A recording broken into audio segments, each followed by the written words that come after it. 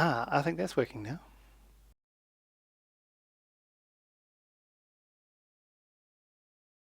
So if I turn push to talk off,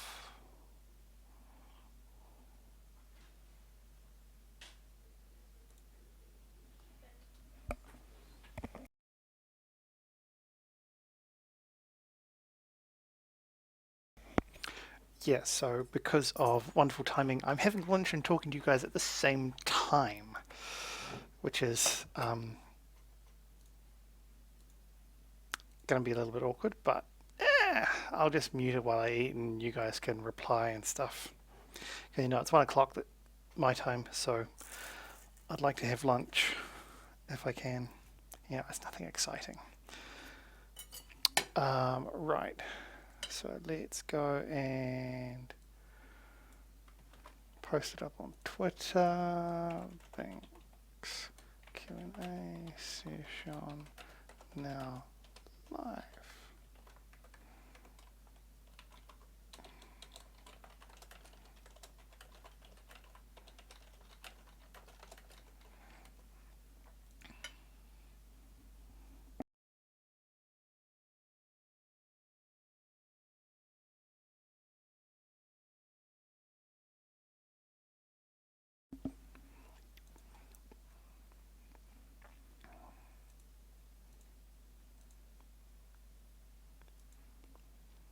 Well, I had expected a few more people. Oh, wait, okay, there's a whole bunch of people actually. Where's Word Up?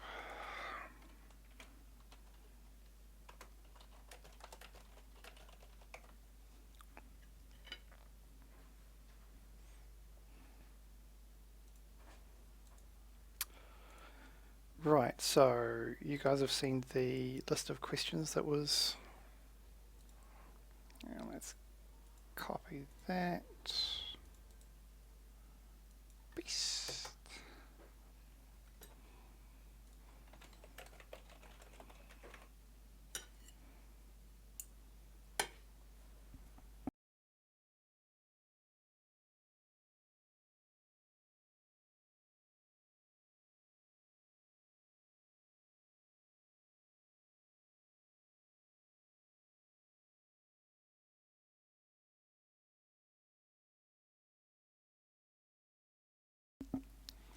Yeah, it's Saturday here. Hang on, let me just shut that door. Reduce noise. Okay, so questions. Someone asks the obvious, when did you start playing WoW? Slightly ambiguous. Who are you in this World of Warcraft and how do you begin what you do for the community? Well, I started playing WoW back in the original beta because I'd played Warcraft 3 for ages. I liked it, and uh, it was one of those games where it sounded cool, so um, I thought I would just play it. And no, my major's not named Blinkenstein. That's silly. Stop asking that question. The second one about who are you in this World of Warcraft is a little bit. I'm not sure how to describe it, but it doesn't sound like a question that I can answer practically, so I'm just going to ignore it. Because number three is more interesting. How did you begin what you do for the community? I started out on Elitist Jerks, and I was mostly just doing stuff for myself, working out spreadsheet things and blah blah blah. And then I thought, hey, I'll just share this with everyone because maybe someone will find it useful. And then people started using, I think it was a Resto spreadsheet that I was working on at the time, and made a um, Elemental version as well. And then people started using it, and I started, working out stuff and writing about it, and it just snowballs on from there. So most people would look at me today and go, wow, he's like got all this knowledge and blah, blah, blah. It's like, I didn't start out that way. I started out right at the beginning, not knowing much about the game and just basically asked questions, made spreadsheets to answer the questions, and then shared the answers with everybody else. Right, I'm going to continue eating my pie because I quite like it.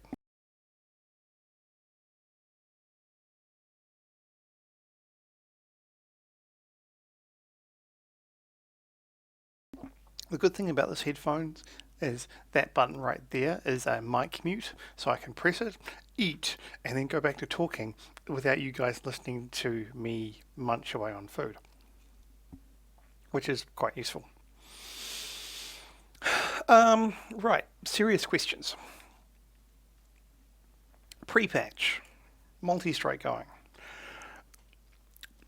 Just go full mastery enchants and gems, etc. Well, the problem with the pre-patch is your gear's going to be completely messed up because most elemental shaman worth of salt won't have any, well, will have very little mastery at all. So odds are your gear will kind of be a large combination of haste and crit. That's kind of okay, but from what I'm finding so far, and this is all still pending, blah blah blah, mastery is going to be the best stat, assuming that you take all of the lava burst base talents. If you don't, then crit and haste will be pretty good, and mastery will fall in behind. So I would say for pre-patch, don't really worry about it. Everything's going to be messed up. Redoing your gems and enchants won't really make too much of a difference. But I never really care about pre-patch anyway, because by the time you get to that stage, everything's completely messed up, unbalanced, and things only really work once you get to max level and get all the other things that you need. In this case is going to be the artifact weapons. For start of Warlords, it was your perks. And if you didn't have your perks, then stuff was horrible, like Earthquake. So Earthquake would be a pain in the ass because you couldn't Chain Lightning, then instant cast it. You had to hard cast it, and that was going through and leveling a another shaman, alliance one, made me realise that that was a pain in the ass because there were times where I had 3 or 4 targets attacking me. It's like, right, okay, this would be the perfect time to go CL, EQ, but I can't. Right, okay, screw that. And by that point, I just, single target one down, maybe tab dot a little, or die. Right, more food.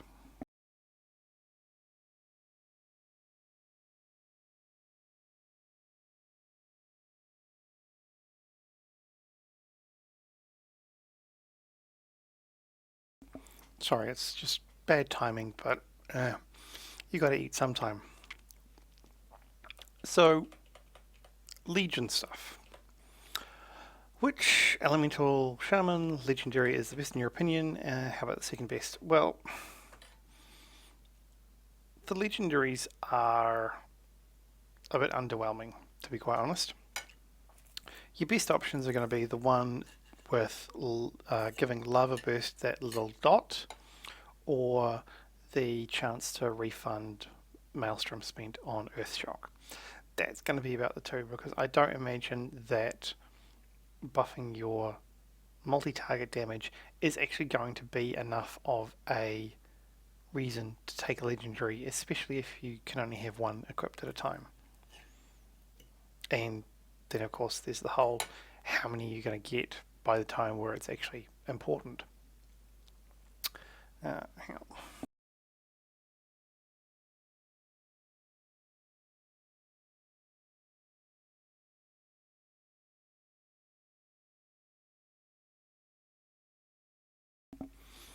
on. Next question was about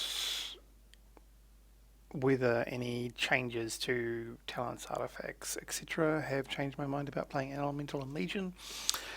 Currently, no. I still think that a couple of the biggest issues is there's too much talent synergy going on. So that means that you're basically going to be pigeonholed into a certain set, and that's about it. And if you don't take that certain set, it kind of messes things up a little. There's also the problem of lots of procs like Elemental Focus, Power of the Maelstrom, that if you take, you don't really pay attention to. They're just going to be there. They will do extra damage for you. You don't need to pay attention. In fact, I've tried going through and optimizing for both of them, and usually it's no extra gain whatsoever. So you don't get any extra damage from staggering your lava bursts to get more elemental focus uptime. You don't get any extra damage from prioritizing lightning bolt over anything else if you've got power of the maelstrom up. You also don't get any extra damage if you are trying to sync Stormkeeper with Power of the Maelstrom, because if you delay Stormkeeper, the value of the cooldown goes down, which means you're actually losing damage overall, or over the long period. And that's one of the things where I think a lot of people get confused. They think that the biggest spell at a point in time is the better one to cast. But what you actually need to be considering is how casting a certain spell now affects your overall damage going forward. So like Lava Burst, you want to cast that as soon as possible. There's pretty much nothing possible, no combination that would make Lightning Bolt worth casting more than Lava Burst. Because if you delay your Lava Burst, you lower your Lava Burst damage. If you delay Lightning Bolt, the Lightning Bolt damage stays the same. It doesn't change. So it's all about opportunity costs more than pure damage per execute time at a specific point. But I've kind of gone off track on that one.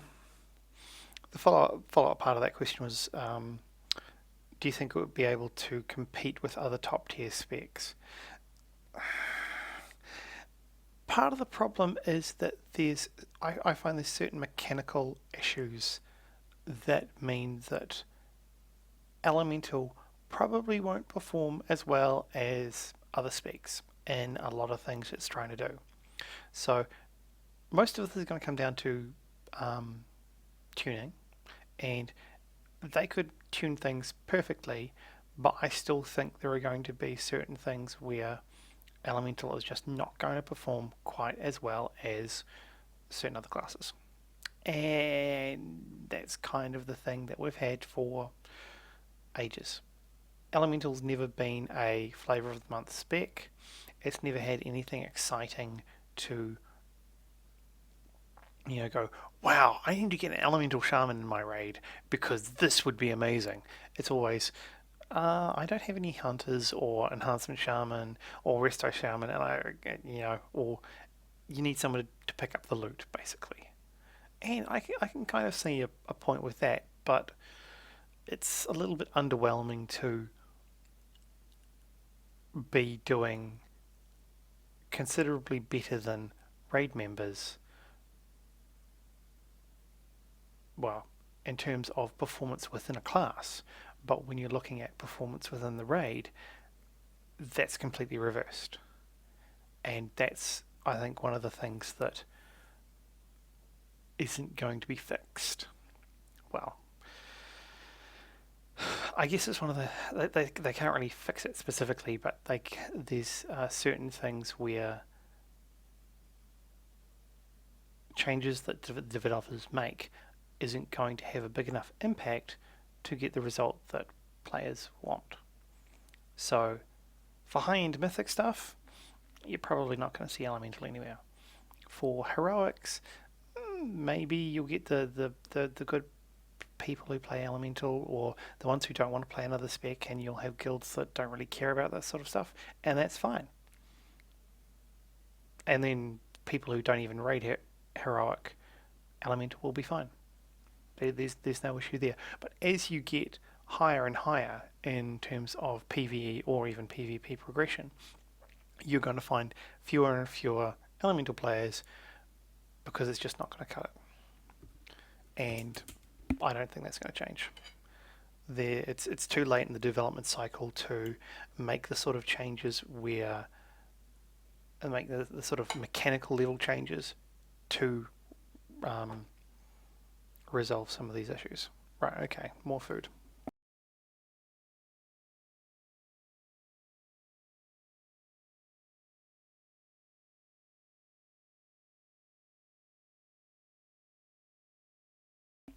Oh yeah, speaking of food, just as a complete random side, um, although I've ripped the top off it, this is jelly tip chocolate. I'll talk about that later. It's one of those New Zealand things where we make random things and then make different versions of it, and they're all amazing and stuff. So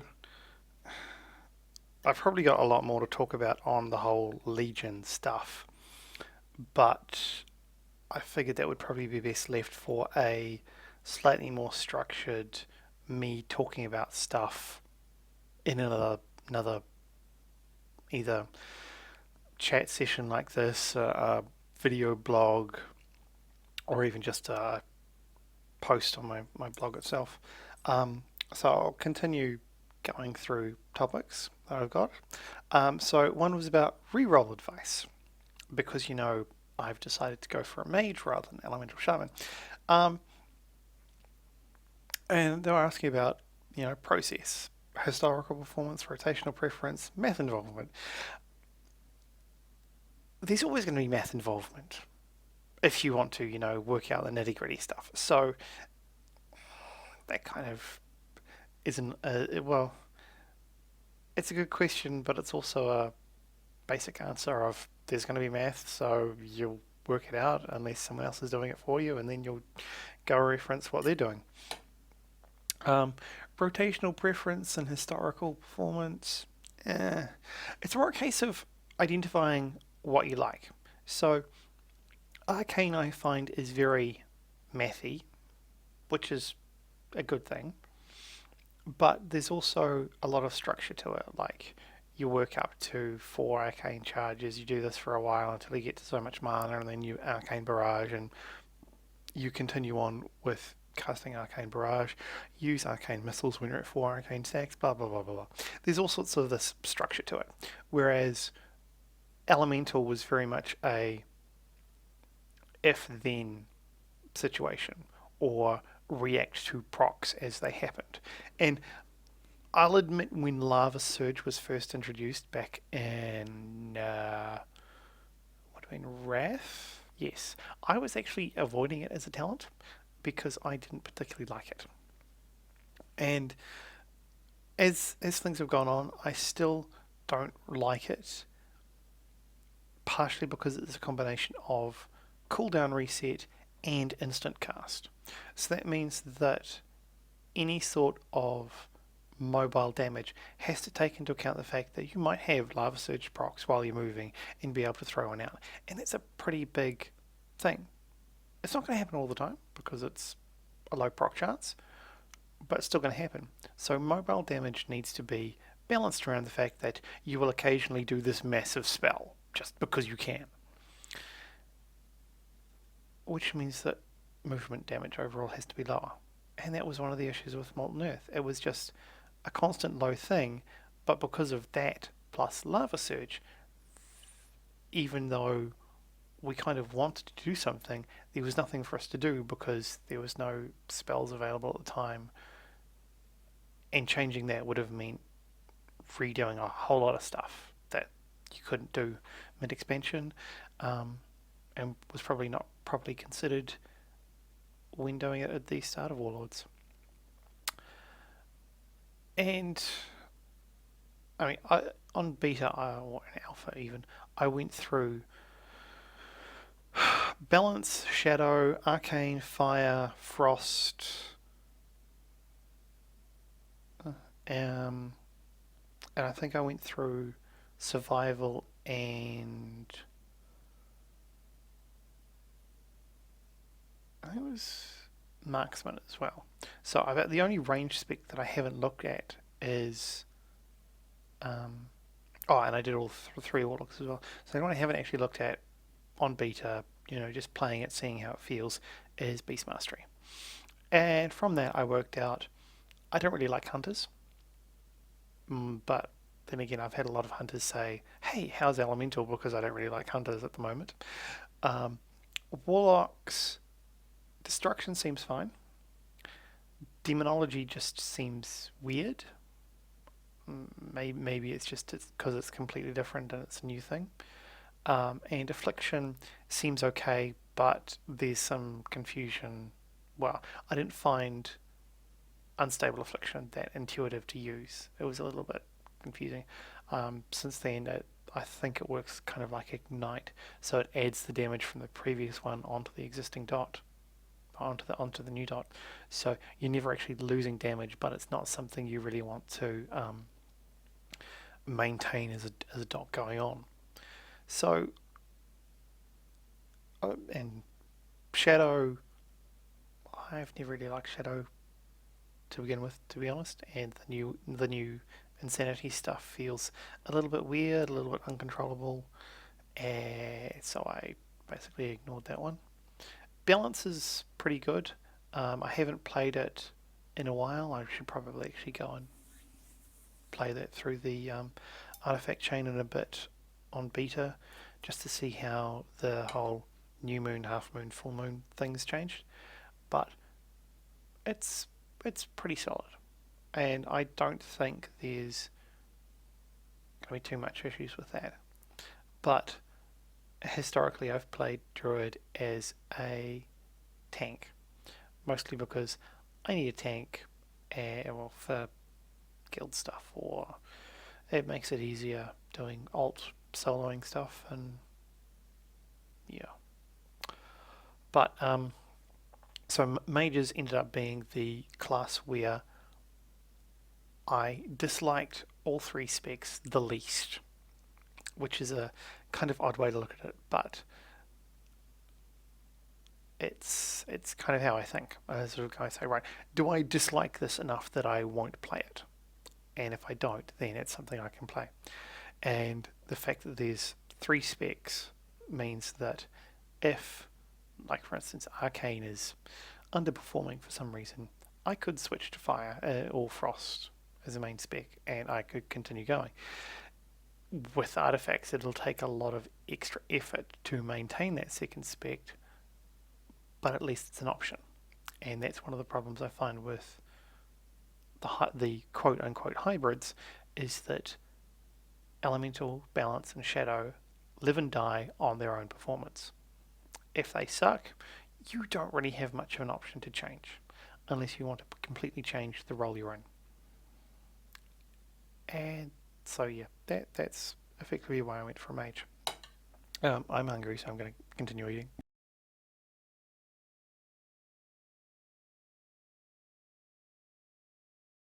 Oh yeah, feel free to type stuff in chat and ask me other questions because something will come up and I'll be blathering on about it, and you'll be like, "Hey, I've got this question about this thing he's talking about right now," but he's continuing to talk and I haven't written it down, and it gets lost. I have that all the time. There will be a group conversation going on.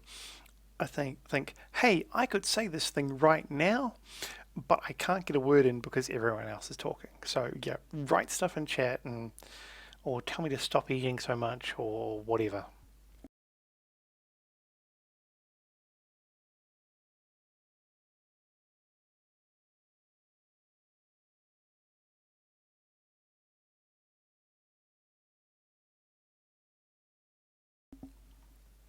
Mm, I wouldn't say queuing in Legion's going to be too much of an issue, even with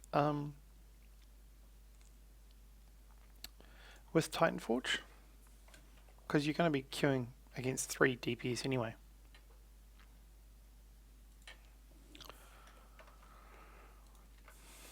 Hang on, let me just change my windows around.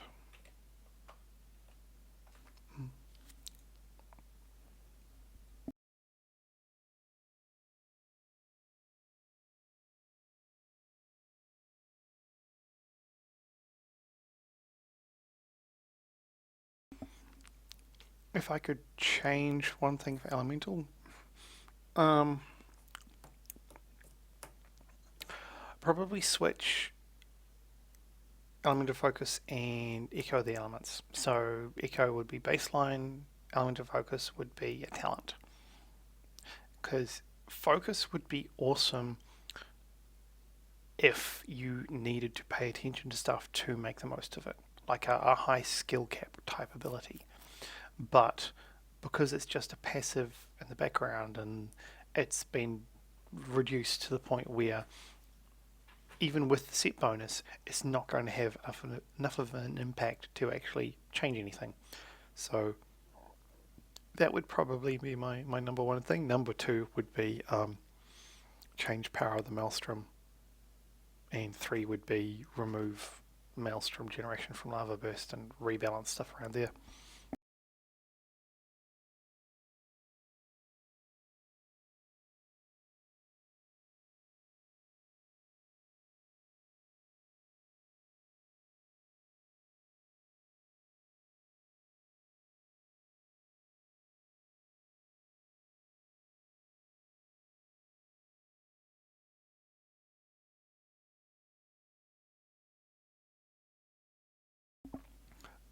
So a follow up on the reroll section was advice for elemental players and mythic progression. Um, Prepare to be disappointed, probably. I would say making sure you've got putting enough effort into an alternate character that you can switch should it need.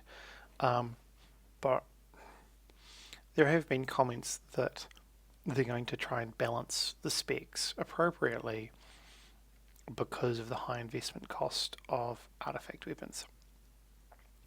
And in some case, yeah, I think that's kind of necessary, but I also don't think that it's going to be balanced sufficiently that even just pure DPS terms, that elemental will be something that will be taken to mythic progressions. Um, Part of that's because the utility. I know people talk about utility a lot, but the problem there is that there's nothing extra that elemental brings that makes you want to have an elemental shaman specifically in the raid. Like Mythic Blackhand, you need to have rogues to feint things, and you need to have a balanced druid to take care of the leeches, and you want to have mages to ice block things and blah blah blah. But there's no abilities that Elemental has that allows for that sort of stuff to happen. And one of the things I think the developers should actually do is intentionally go and say, right, okay, hunters have deterrence, mages have ice block. Let's add stuff in that allows you to actually, quote unquote, immune an ability on a boss and then have it for ranged only. So that mages have ice block, hunters have deterrence, warlocks have something, shadow priests have dispersion, which is also pretty useful for that sort of thing, and so forth. So that some way of having a high cooldown ability that allows you to immune something. And as soon as you do that, then you're not just looking at whether you've got a Magen to handle this ability, you're looking at whether you've got a range character and to deal with this ability. And then you can have even if you get your DPS output into certain tolerances without doing stuff like that, you don't really care if an elemental shaman is like 5 or 10% DPS lower. If they can't do this critical thing in a high stakes environment, why bring them over mage? And that's the problem. Um, I know I've seen a lot of talk about like pruning abilities and homogenization and stuff, but reducing the abilities available to most classes is probably a good idea, and a lot of that's been handled by making the abilities more exclusive. So you've got fewer abilities for the entire class, but they're all just for one class rather. And yeah, grounding totem really hardly ever saw any use in PvP. PvE, because it just didn't absorb much. There wasn't really a big spell that could be absorbed, and it's the same thing with spell reflex. But that required a whole bunch of extra dev overhead to make sure that critical things that shouldn't have been grounded wouldn't be grounded. So converting it into just straight into a PvP ability would have been much better, because you've only got to worry about player abilities to be grounded, and then you want to ground them all because that's what it's there for, and it makes it much easier. But fun thing, grounding was, well, they wanted to nerf grounding on Zal, however you pronounce his silly name, but they didn't, because so many raiding guilds had already used this as the strategy to defeat him that it would have been unfair to nerf it and then put all the others behind them at a disadvantage. So that wasn't supposed to happen. That's the problem. You have encounter designs. They want you to defeat it in kind of a set way, and then leave us to work out what that is. But if we identify other methods that we can use to defeat it in a much easier manner, then they're like, well, we've got to nerf that. But if too many raiding guilds have already done that, they can't. It's silly.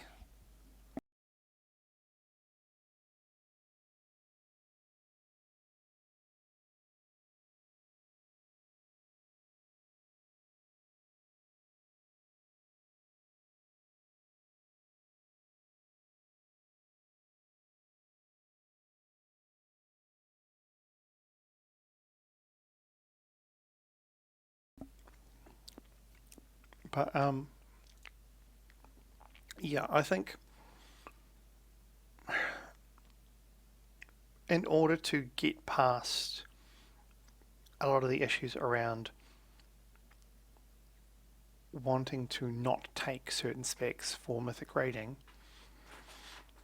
it needs to be a pretty interchangeable setup. So a mage can do the same stuff as an elemental shaman, as a druid, a balanced druid, as a shadow priest or a warlock.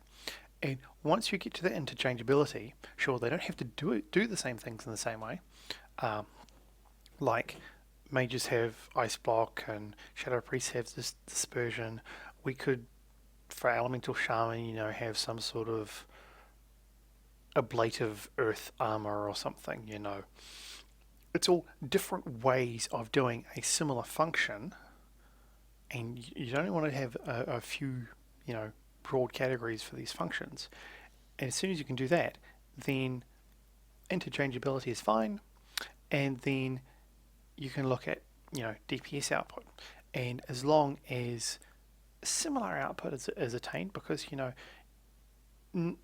I don't think it's going to be possible to balance everything to within a few hundred DPS when we're talking about, hundreds of thousands.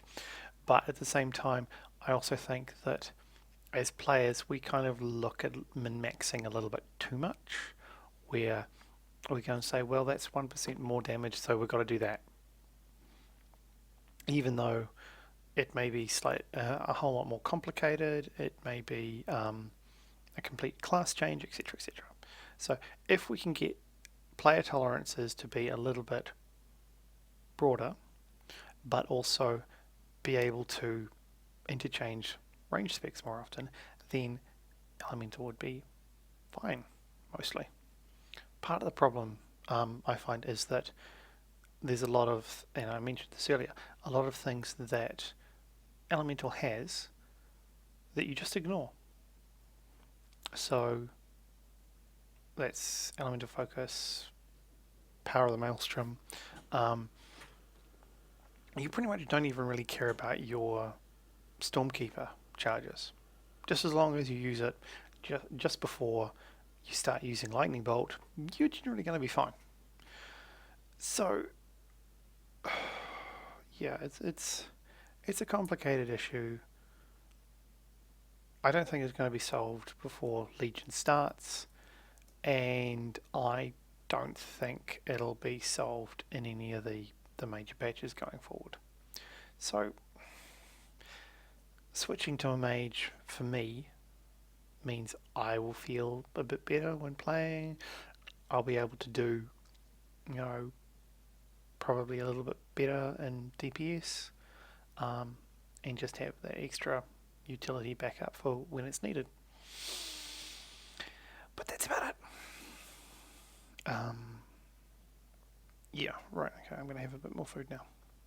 Ask more questions, guys. I mean, I've only been talking here for like 36 minutes, but yeah, there's probably more that we can talk about.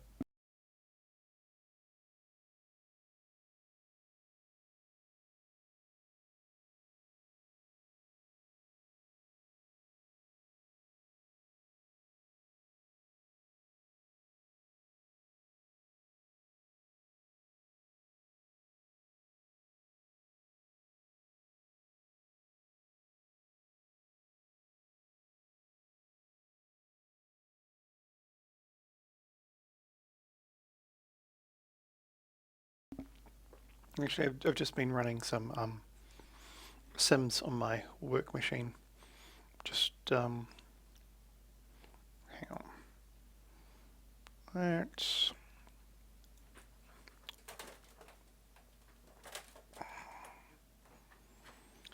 because, of course, I've got my monitors on arms, so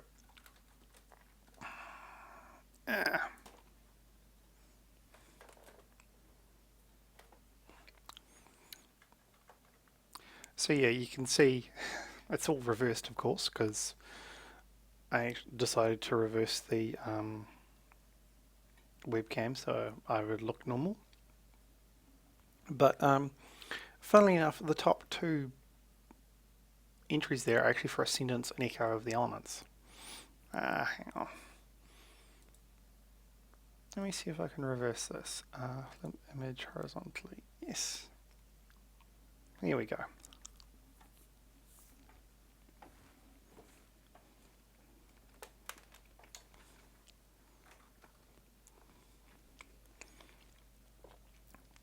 Right, so this is just me running through some tests of each talent on its own, seeing how the results turn out. And you can see that Echo of the Elements, surprisingly, is actually the second most powerful talent that we've got, which is not necessarily something that you would think. But part of that is because, you know, I should have probably set up a source for the screen so I could just shove it into the... In fact, hang on. Let's do that.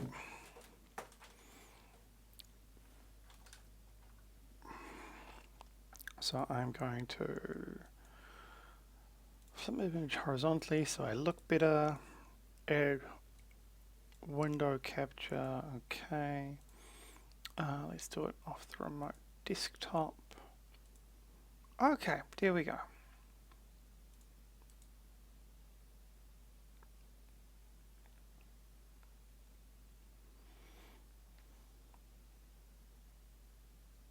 So here you can see the talent ordering that I was talking about before. But the interesting thing is, so if we look down here at our default setup, and you know, crit's slightly more powerful. This setup was all run with 5,000 of each stat. So crit is slightly more powerful. But if we come down here, so look at our buffs. So power of the maelstrom, we get 15.3 with a 1.5 refresh. So the benefit is roughly 24%. But if we go to Echo of the Elements, and this is one of those interaction things where you wouldn't think it initially, but it actually makes a lot more sense. We've got 18.3 with a 7.1 refresh, so we've actually got a 36% effectiveness. So not only does Echo of the Elements increase your lava burst damage and make it easier to get all the extra damage from your lava surge procs, you also get increased power of the maelstrom uptime, which means more lightning bolt damage. So because of all that, you actually find that mastery becomes a lot more valuable. Because when we were looking at before, it was like 2.97, so that's a good 0.4 increase, and crit doesn't change that much at all. So when you start looking at things like Ascendance, where sure, crit will increase rather a lot because of that Ascendance interaction, your mastery value is also increasing considerably. And then if we go down and look at Elemental Fusion, mastery value goes up slightly more. And then we go and consider Path of Flame, and we see our mastery value is going up slightly too. So when you start adding a lot of these things, because Path of Flame has a positive interaction with Echo, with Fusion, with Ascendance, you start getting all of these things multiplying together to mean that a lava burst centric build is a lot better. And I think that's where a lot of it's going to come from. The one thing I need to work on is Elemental Mastery, because as you can see, here's the default, there's Elemental Mastery there. So I think something's not quite right with the Simcraft build at the moment. I mean, it's accepting the action properly, but I don't think the buff is actually yeah, I don't think the buff is actually being applied correctly. Because if we look down here, oh no, that's right, I didn't put Elemental Mastery into that master, did I? I've got a whole bunch of profiles that I'm working on. Here we go. So I should probably actually copy this and paste it in there. So yeah, that, what we're looking at here is the APL. It's, initially you wouldn't think it's too complicated, but you've got to look at all the stuff like use Earthshock if Maelstrom is greater than or equal to 92, and then use Lava Burst, and then use Earthshock if it's greater than or equal to 86, and all this sort of stuff, and use Ice Fury if its raid move event is in less than 5 seconds, and dot refresh, and blah blah blah. It all gets slightly complicated.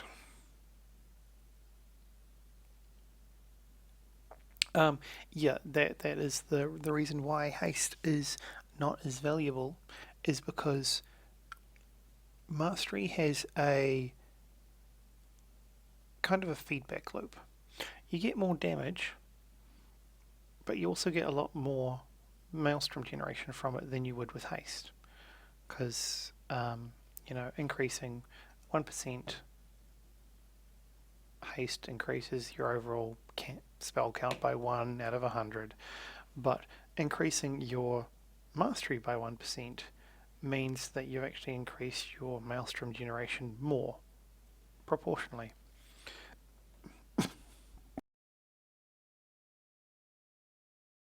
So yeah, that's currently why I suspect haste is going to be valued a lot lower. The interesting thing is that if you don't take these lightning burst, lava burst centric talents, mastery is actually going to be valued a lot less, and crit and haste will be valued a lot more. It's one of those weird things where you're probably going to have two gear sets. Because if we go and look at Ice Fury here, see, crit, way up, haste, way up, mastery, fourth.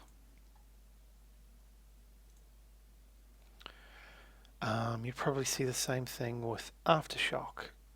See, look, mastery, third. What else? In fact, primal element, you see here, mastery, third. So the problem is that a lot of these talents affect different things in different ways, which means that your stat weights are going to be all over the place. There's not going to be one specific setup for elemental for everybody. There's going to have to be at least two primary setups, one being your mastery focused using lava burst, and then there's the alternate not using lava burst stuff, which is going to be crit or haste primarily. And oh, actually, that's the other thing. Part of the reason why haste isn't valued as high is because the more spells you have, the less effective uptime you're going to have with elemental focus. So you want to have higher mastery, higher crit, lower haste, so that more of your spells get a 10% damage bonus. But of course, as you increase your crit rate, it means that you'll start overwriting existing charges, so that'll bring that down again. But mostly the problem is elemental is a bit of a mess, and is going to be a little bit awkward to use, especially gearing for it. Right, okay, so that's kind of all I was going to talk about today, mostly. So does anyone else have any questions before I go and finish off my garlic bread for lunch?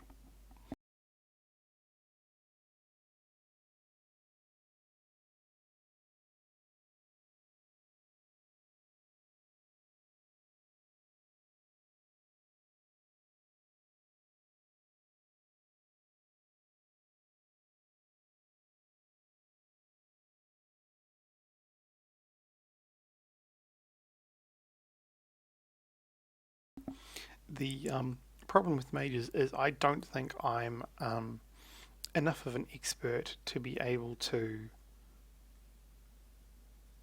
um,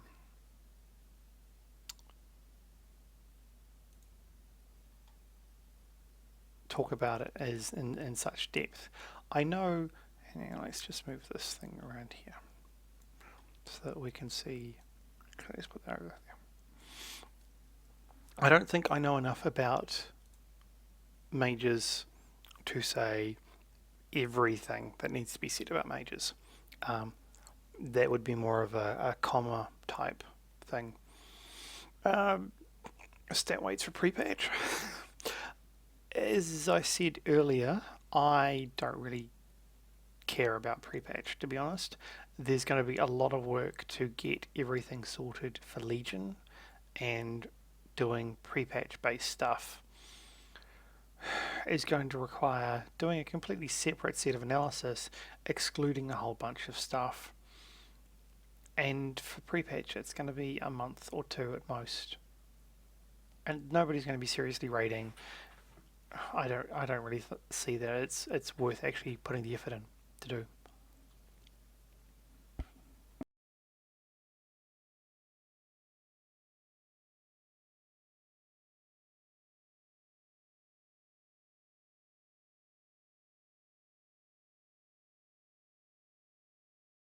And that's kind of one of the bigger tolerances for variation and stuff that I was talking about earlier. So sometimes there will be situations where, sure, you could work out what the best option is, but whether it's actually practical to do that is the big issue. Because I've been spending setting this APL up and setting up the sims and so forth has probably taken a good 10, 12 hours, possibly. Um, and then I've got to go through and actually, once we get SimCraft tweaked up for everything, go and run everything to make sure that it's all working okay, because there's an issue with lightning rod at the moment. Got to run all that, look at the stat weights, try and work out a rough approximation of the gear that you'd want for specific profiles. Run things again to confirm that everything's set up okay, and then go and write, a 12, 15,000 word guide on the subject. So doing all that again for a short period of time is, not really that practical. It's kind of like the whole boss notes thing. I mean, sure. Yeah, hang on a sec. Sorry about that. With boss notes, like you want people to tell you exactly what to use, when to use it, etc. And for some people, that's pretty useful.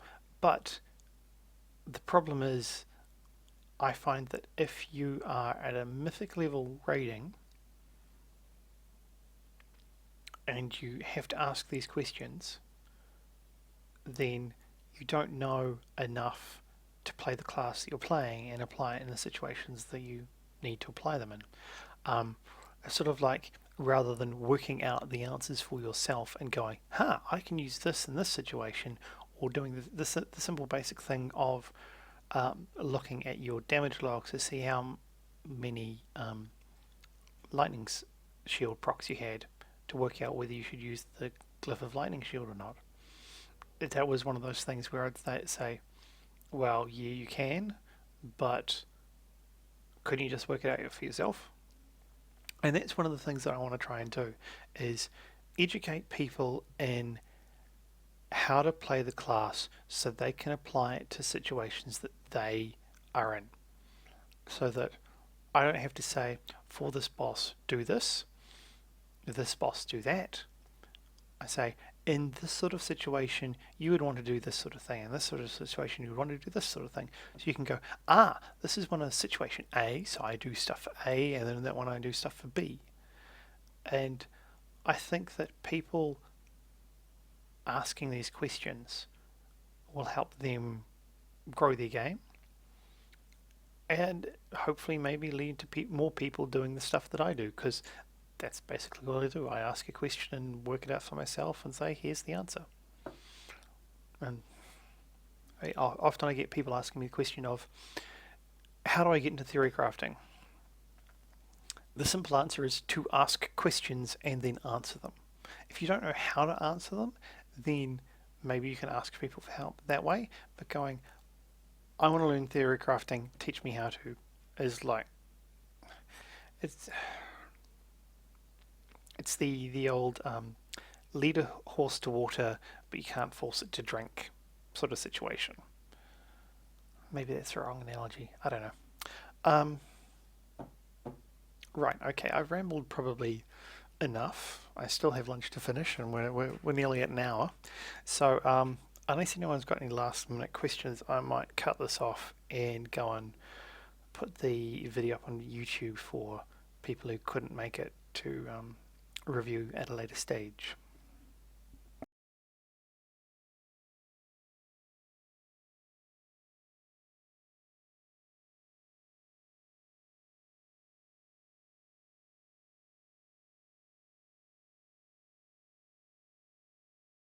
I'll also say I'm amazed that you guys have actually sat around and listened to me waffle on for the last 55 minutes.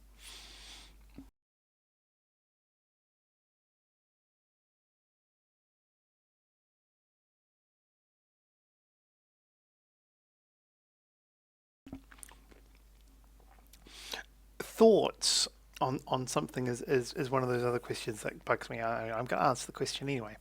But it's like, what do you think of this? That's an open-ended question. I mean, asking specific things is probably better than asking what are your thoughts on this, or how do you feel about that, etc., etc. But in terms of frost, I think it's fine. I mean, the change that they're planning to have some sort of frost fire bolt replacement actually makes a lot more sense, because it did feel a bit weird throwing out frozen orb every 12, 15 seconds or whatever. Um, Fingers of Frost is good. In fact, that's actually going back to that legendary comment earlier. Mage legendaries seem a hell of a lot better than elemental ones, because there's mages have a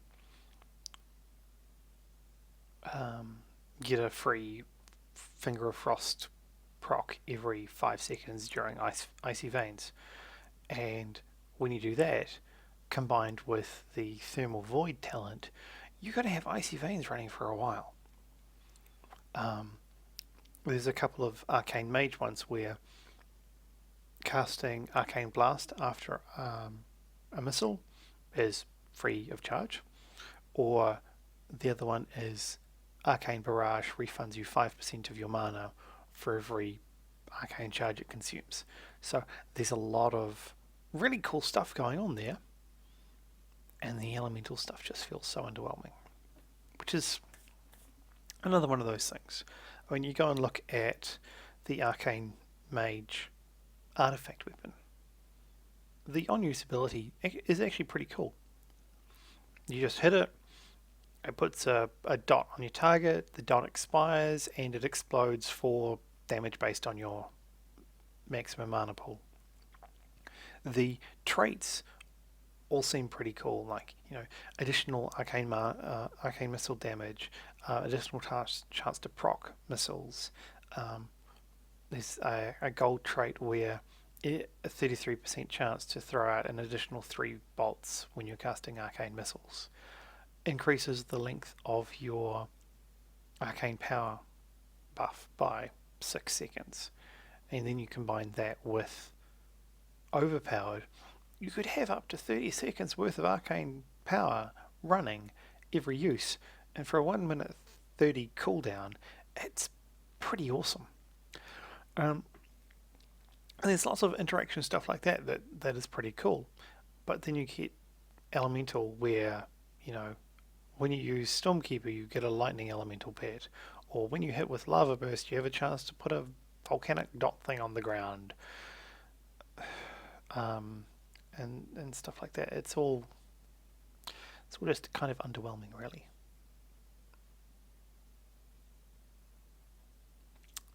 In fact, I think Frost has some similar stuff going on as well, and Fire has some of the crit damage bonus stuff that's usually been a elemental thing, which also sounds quite fun to actually try and use and manage.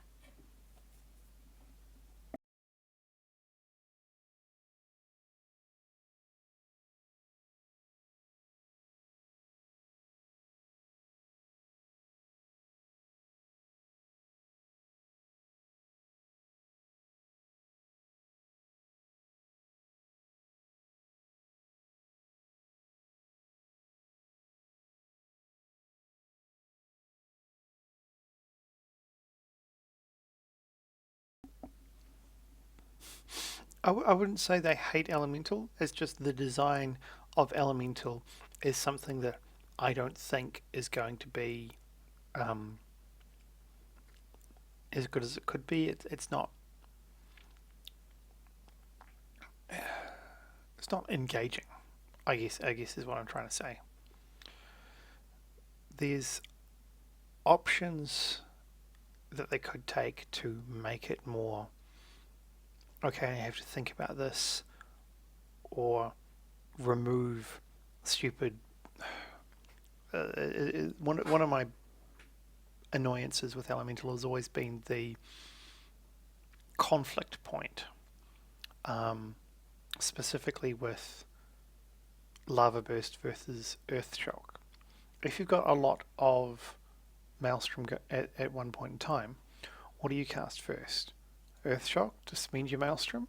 Or do you cast Lava Burst because you know that's your big damage spell that you need to cast on a regular basis?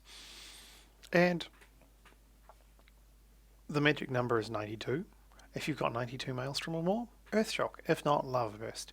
But you don't know that intuitively. There's nothing in the game that indicates that this is how you're supposed to do it.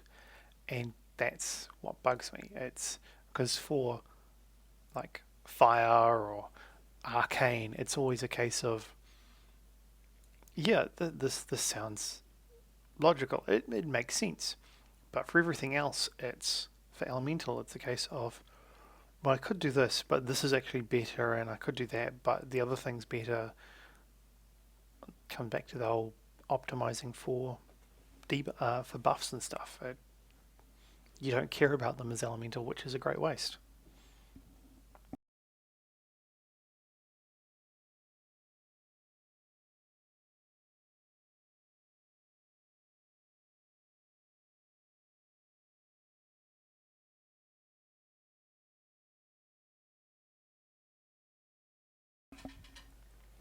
Right, finished lunch.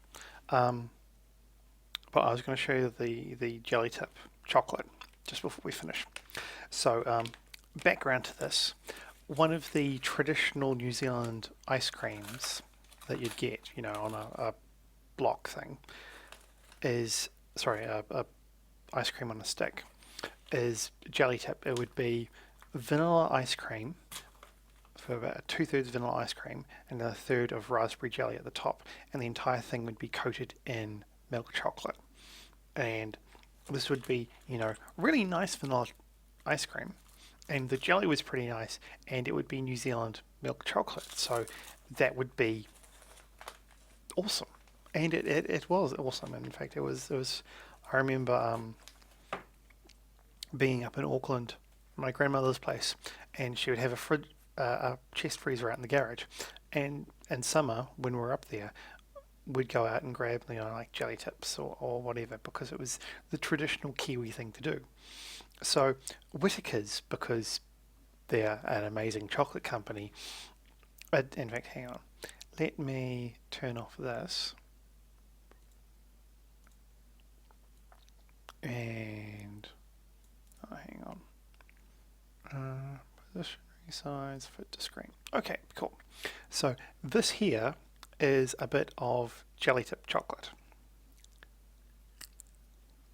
which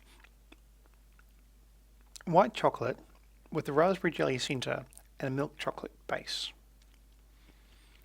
So it's kind of replicating the whole jelly tip ice block thing, but in a block of chocolate. And it's actually really nice, because the raspberry jelly is like almost proper raspberry jam flavor stuff, and throwing the two different chocolate types in just makes it quite interesting. But yeah, so that's an example of New Zealand chocolate, which is quite awesome and interesting, and I really like it. Of course, I've got another 2 or 3 blocks sitting up in the wardrobe just because. Um,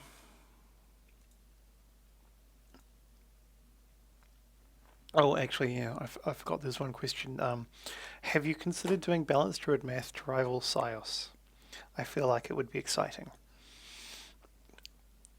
The problem with theory crafting is there's no real rivalry. It's if you do it dealing with the same class, generally you work together on it, because two heads are better than one. Oh, hang on, question.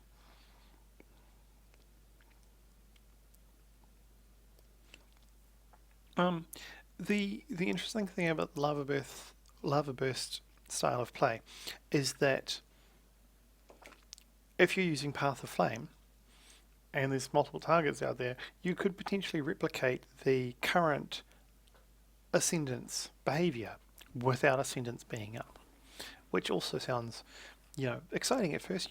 Oh, cool! I get to throw out all this damage. Then it's like I'm just hitting the same button again. Oh, I'm hitting the same button again. I can't hit that button, so I'll hit something else. It's it's not exciting, and sure, it's overpowered possibly because you're multi-dotting and getting a lot of procs and stuff. But there's the more dots you have out, the more surge procs you're going to get. But you can't deal with them quickly enough to use all of them in most cases.